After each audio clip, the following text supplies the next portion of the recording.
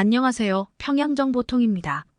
저는 북한을 떠나온 지 2년이 다 되어가는 박영수라고 합니다. 시간이 벌써 이렇게 흘렀다는 것이 믿기지가 않네요.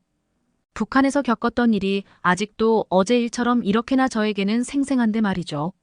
그곳에서 겪었던 일들, 그리고 그로 인해 벌어진 사건들은 결코 쉽게 잊을 수 없는 경험이었죠. 오늘은 제가 북한에서 겪었던 끔찍한 일에 대해 용기를 내어 이야기를 해보려 합니다. 용기를 낸 만큼 꼭 끝까지 들어주셨으면 해요.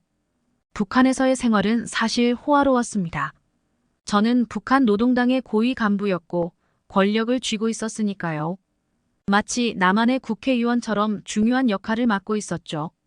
저를 보는 사람들의 눈빛은 언제나 존경심으로 가득 차 있었고 제 앞날은 누구보다도 밝아 보였습니다. 매일 아침 반듯하게 달인 군복을 입고 번쩍이는 계급장을 바라보면 체제의 중요한 일원이라는 자부심이 저를 채웠습니다. 하지만 그 자부심은 오래가지 않았습니다. 모든 것은 어느 날 갑자기 바뀌었죠. 김정은의 집무실로 갑작스럽게 호출을 받았을 때부터요. 아침 일찍 김정은의 집무실로 들어섰을 때 그는 이미 날카로운 눈빛으로 저를 주시하고 있었습니다. 그의 시선은 말없이 저를 압박했고 그 순간 등줄기로 차가운 땀이 흐르는 것이 느껴졌죠. 심장이 미친 듯이 뛰기 시작했습니다. 그와 대면할 때면 늘 그렇듯 그 긴장감은 말로 다 표현할 수 없을 정도였습니다. 박영수 동지, 중요한 임무를 맡길 생각입니다. 김정은의 목소리가 방안을 가득 채웠습니다. 그의 말은 무거웠고 그 속에는 어떤 위협이 담겨 있었습니다. 당 내부에서 불순한 움직임이 포착되었습니다. 단순한 문제가 아닙니다. 고위 간부들이 조직적으로 비자금을 빼돌리고 있다는 정황이 드러났습니다. 이 사건은 매우 중대한 문제이고 당신이 그 전모를 밝혀야 합니다. 그 순간 머릿속이 하얘졌습니다. 간부들이 비자금을 빼돌린다고요? 북한이라는 체제에서 그런 일이 일어날 수 있을까요? 김정은의 눈빛은 그 질문을 던지기조차 허락하지 않았습니다. 그의 표정은 단호했고 그가 내게 기대하는 것이 무엇인지 너무도 명확했습니다. 당신에게 이 임무를 맡기겠습니다.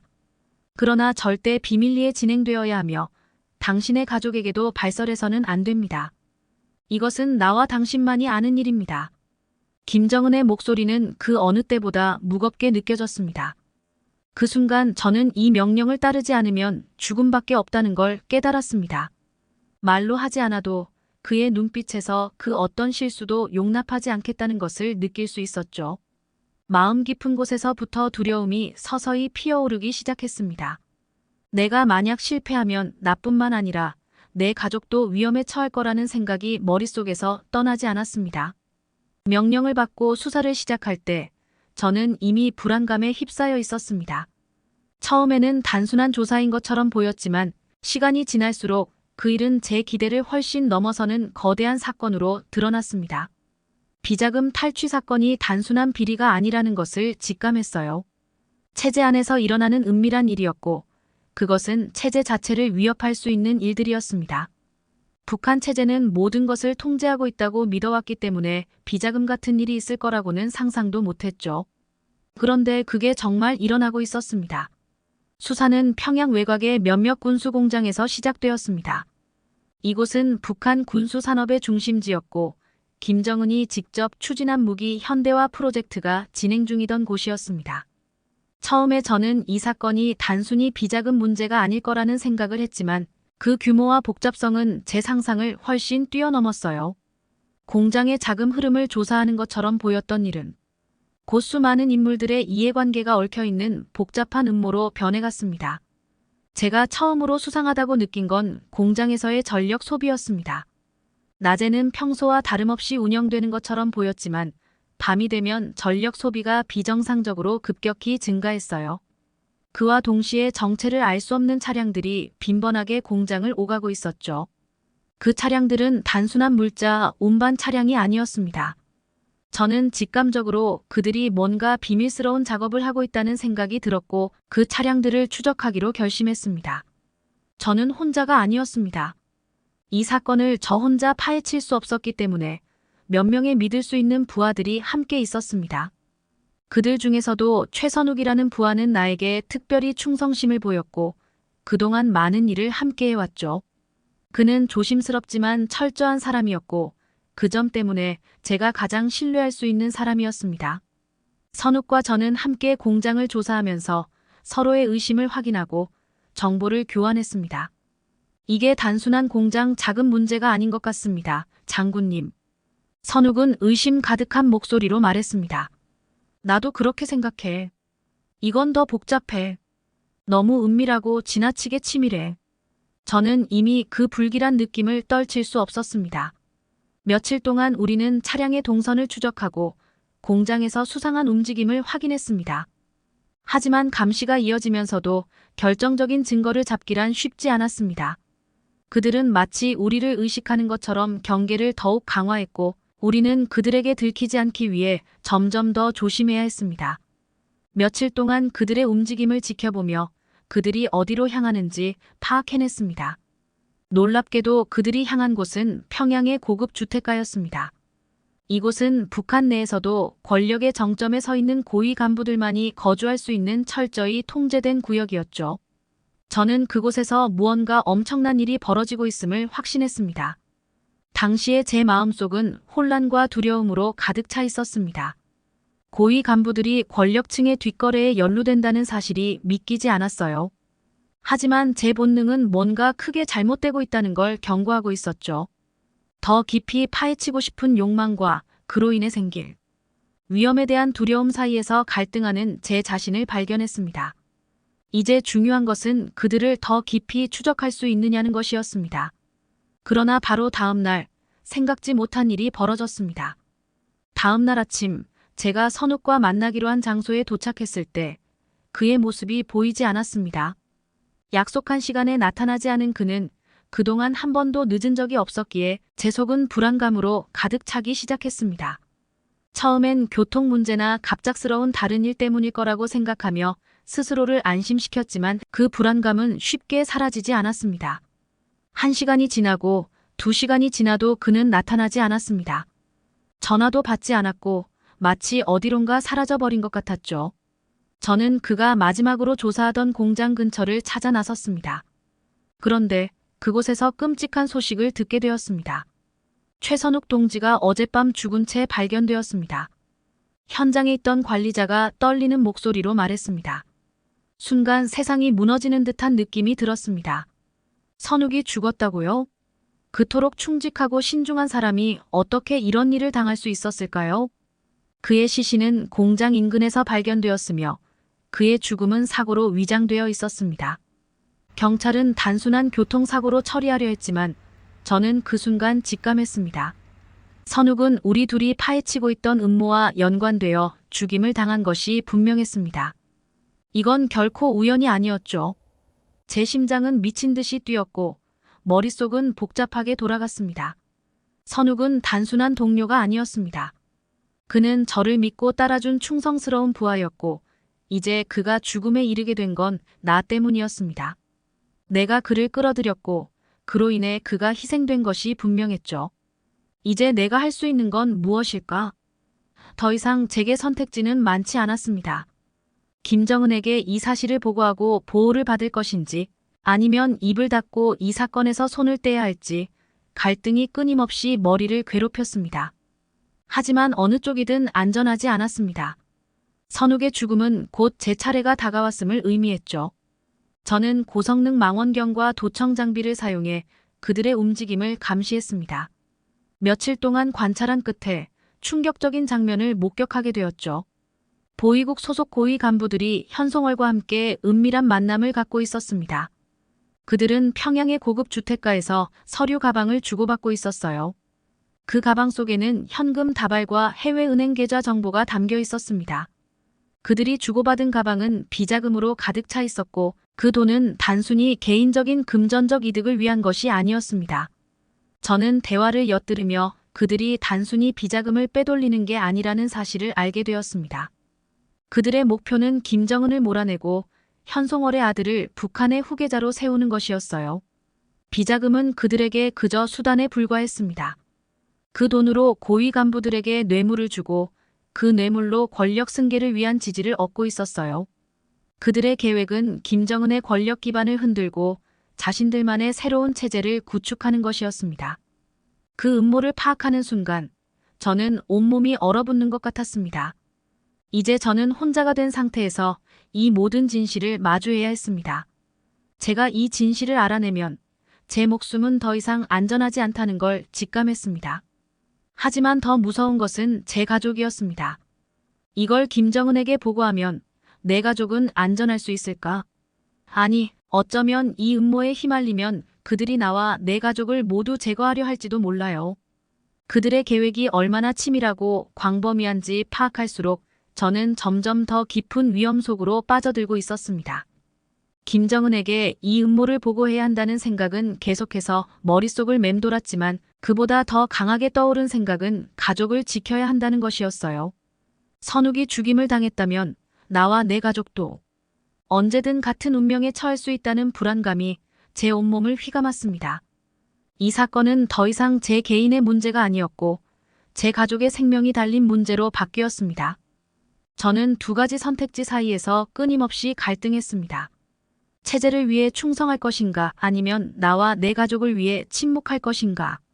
매일 밤 잠을 이루지 못하고 그 생각만 하다 보니 정신이 점점 피폐해져 갔어요. 김정은을 배신할 수 없다는 충성심과 가족을 지켜야 한다는 인간적인 본능 사이에서 저는 점점 더 깊은 혼란 속으로 빠져들었습니다. 그러던 어느 날 문득 깨달았습니다. 이 체제는 이미 제 믿음을 저버렸다는 사실을요. 김정은은 누구도 믿지 않았고 그가 나를 이용하고 버릴 준비를 하고 있을지도 모른다는 의심이 들었어요. 그때 저에게 남은 선택지는 단 하나뿐이었습니다. 바로 탈북이었죠. 그날 밤 저는 이강철에게 전화를 걸었습니다. 그는 저의 오랜 친구이자 북한에서 믿을 수 있는 몇 안 되는 동료였어요. 강철은 항상 저와 함께 고위층의 음모에 대해 불만을 토로하곤 했죠. 저는 그에게 탈북 계획을 세워달라고 부탁했습니다. 강철은 처음엔 놀란 기색을 보였지만 제 이야기를 듣고는 곧 결심을 굳혔습니다. 영수, 이건 목숨을 거는 일이야. 하지만 너와 내 가족을 위해서라면 도와줄게. 강철은 저보다 더 용감했습니다. 저는 탈북할 수 있는 용기를 얻었지만 마음 한편으로는 여전히 두려움이 가득했습니다. 마침내 탈북할 날이 다가왔습니다. 그날 밤 저는 집안에 있는 모든 것들이 평소와 다를 바 없도록 꾸며두었습니다. 김정은의 눈과 귀는 어디에나 있다는 말을 항상 듣고 자랐기에 저는 그가 조금이라도 의심을 품지 않도록 철저히 행동해야 했습니다. 아내는 그날따라 한껏 불안해 보였지만 강철과의 치밀한 계획 덕분에 조금씩 안정을 되찾는 듯 했습니다. 아이들에게도 아무 내색을 하지 않았습니다. 그저 여행을 떠난다고 생각하도록 만들었습니다. 오늘이 그날이야. 강철이 속삭이듯 말했을 때 제 심장은 미친 듯이 뛰기 시작했습니다. 그날이 정말 다가왔습니다.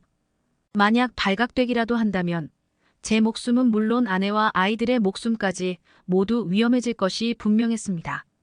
그 순간 제 머릿속에서는 수도 없이 많은 생각이 스쳐 지나갔습니다.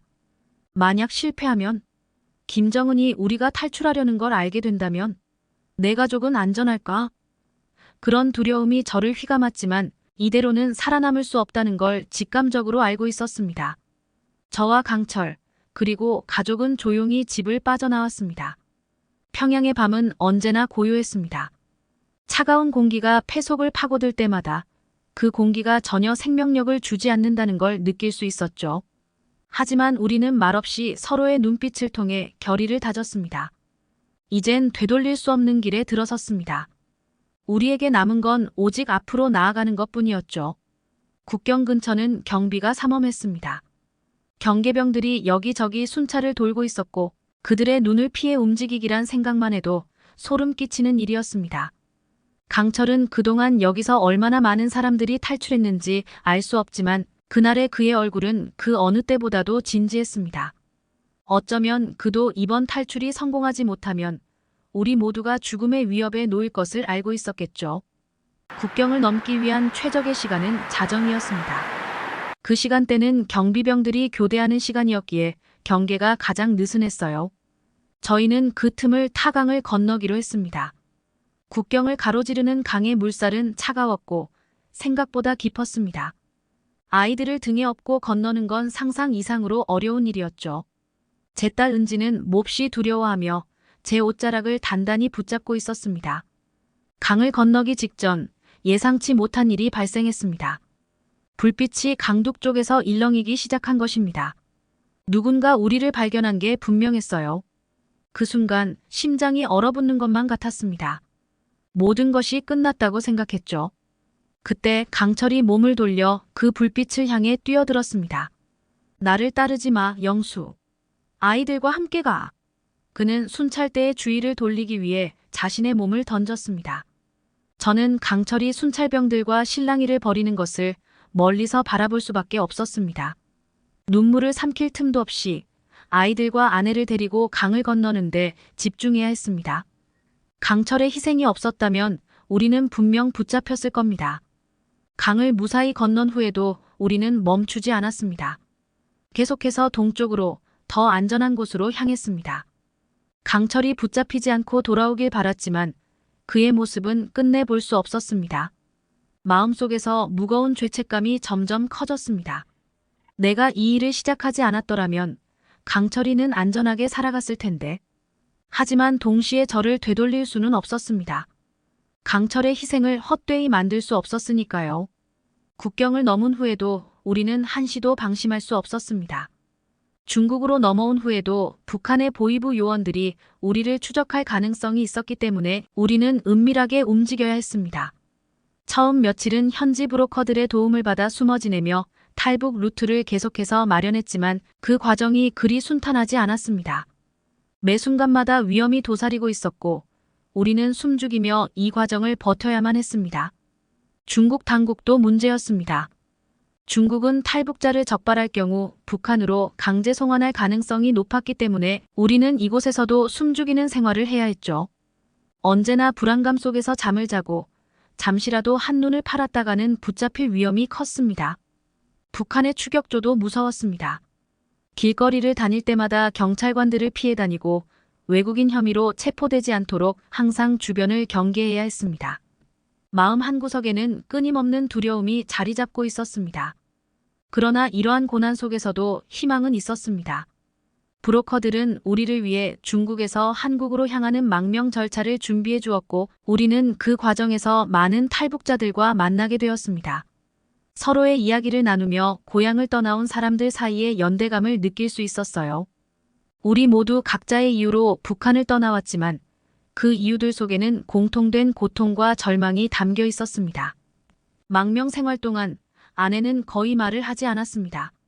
그녀의 눈에서는 언제나 불안과 슬픔이 가득했고 아이들은 여전히 상황을 이해하지 못한 채로 힘든 시간을 견뎌내고 있었어요.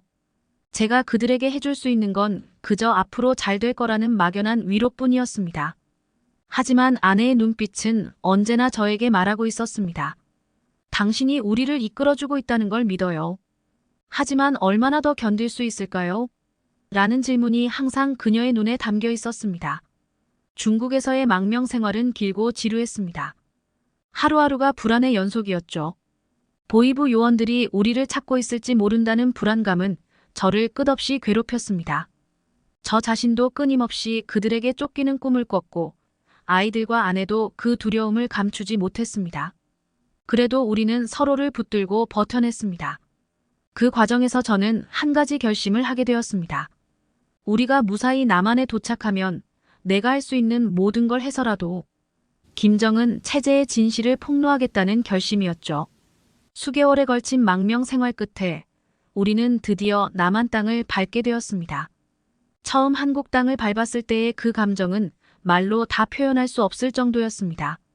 눈앞에 펼쳐진 새로운 세계는 그동안 우리가 살아온 세계와는 너무나도 달랐습니다. 자유의 공기 속에서 숨을 쉬는 것만으로도 벅차오르는 기분이었죠. 하지만 동시에 막막함도 있었습니다. 이제 우리는 어디서부터 다시 시작해야 할까요? 정부에서 지원해주는 정착 교육을 받으며 남한 사회에 적응하는 방법을 배웠습니다. 모든 게 새로웠죠.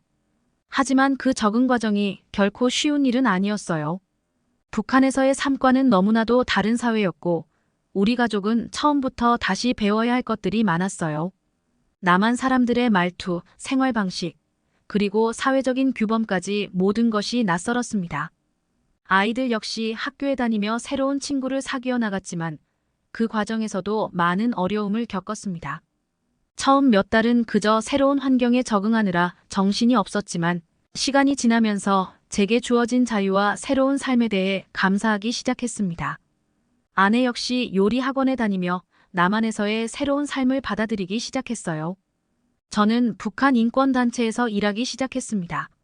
그곳에서 저는 탈북자들의 목소리를 대변하며 북한에서 일어나는 인권 유린과 그 실상을 알리는 활동을 시작했죠. 이제는 저 혼자만의 목숨을 건 싸움이 아니었습니다. 우리 모두의 싸움이었어요. 그때 어느 날 믿을 수 없는 소식을 듣게 되었습니다. 바로 강철이 살아있다는 소식이었어요. 탈출 과정에서 순찰대에 붙잡혔던 강철은 기적적으로 살아남아 남한에 도착했습니다. 그와 다시 만났을 때 우리는 서로를 끌어안으며 눈물을 흘렸습니다. 강철과의 재회는 제게 큰 힘이 되었습니다. 우리는 서로의 가족을 위해 또 탈북자들을 위해 함께 싸우기로 다짐했죠. 강철은 탈출 당시 느꼈던 두려움과 고통을 저에게 털어놓으며 더 많은 이들이 자유를 찾을 수 있도록 돕겠다고 말했습니다. 저는 그의 말에 깊이 공감했습니다. 우리 둘 다 더 이상 혼자가 아니었습니다. 남한에서의 생활을 이어가던 어느 날 북한 내부에서 놀라운 소식이 들려왔습니다. 현송월과 그와 연루된 고위 간부들이 비자금 탈취 음모에 가담했다는 사실이 드러난 것이었죠. 김정은은 그들에 대한 신뢰를 완전히 잃었고 그들은 모두 숙청당하게 되었습니다. 현송월의 아들을 권력의 중심에 세우려던 계획은 실패로 돌아갔고 김정은은 이 사건을 체제의 부패를 척결하는 기회로 삼았습니다. 하지만 정작 음모의 중심에 있던 현송월은 그 숙청의 칼날을 피했습니다. 당 간부들은 공개적으로 처형되거나 정치범 수용소로 끌려갔지만 현송월은 철저히 조사를 받는 듯 보이다가 은밀히 사라졌습니다. 사람들은 모두 그가 처벌을 피했다는 사실을 알고 있었죠. 김정은이 그녀를 처단하지 않았다는 사실은 누구에게나 뻔히 보였지만 이유는 밝혀지지 않았습니다.